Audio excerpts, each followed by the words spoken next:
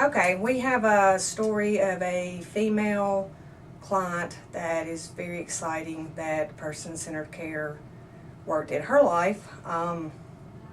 Little bit about the journey, her journey, is that she came in and did the intake process, and how the intake process went through is to get her goals, in her words, what she wanted to accomplish out of primary residential treatment.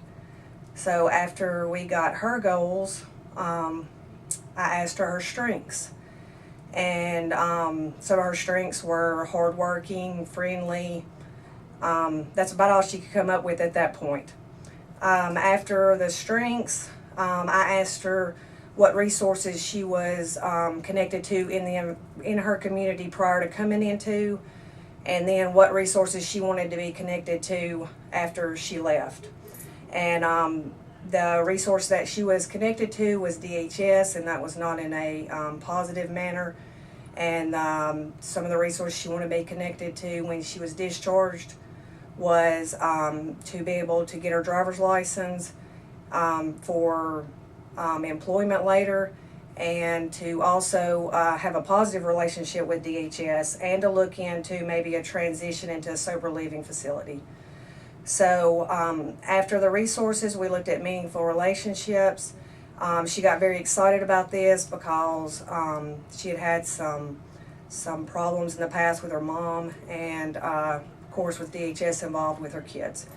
So we put down those to start right away to get her mom involved in treatment, and also her kids a little bit later on. So our first steps were to get her hooked up with our peer support.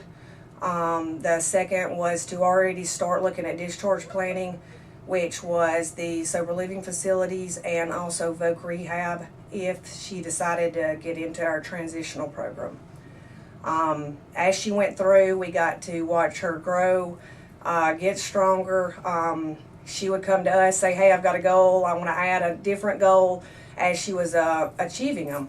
So it was kind of like a flower opening. And so she got through primary, decided on her own that she wanted to stay for our transitional program. So we got her hooked up with Voc Rehab, where she went to work 5 days a week, and got job skills so she could be employment ready right when she walked out the door. That went really well. As she journeyed through this, she kept coming back to me saying, I found more strengths that I have. I have more gifts that I'm seeing in myself.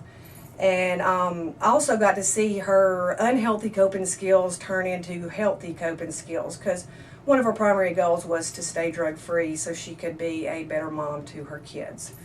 So we all got to see that, and so she went through transition, stayed an additional 30 days, and decided on her own that she would do a faith-based sober living facility here locally. So our peer support got her the application, got her a appointment set up to see if she was a candidate for their program. A little bit prior to that, our peer support got her to the Social Security office, got her Social Security card so she could get a driver's license. So that was just all her goals checked off, and she was ecstatic. Got to see empowerment there for her to be able to go out into life and live a sober life, because that meaningful relationship of being there for her mom and her kids, drugs and alcohol caused a problem with her fulfilling that. So her self-esteem, self-confidence was not too high when she came in here. When she left, we had her hooked up. She was going to the sober living facility. She was ready for a job. She had her driver's license. She had a list of meetings to go to, faith-based and 12-step. She was hooked up with our county peer support, and was off and ready to go look for a sponsor. So it's just huge. Doing what we do, it's awesome to see something like that work out, and we've since been involved with her. She's contacted us, and everything is going really well and she's very excited to be living a sober life.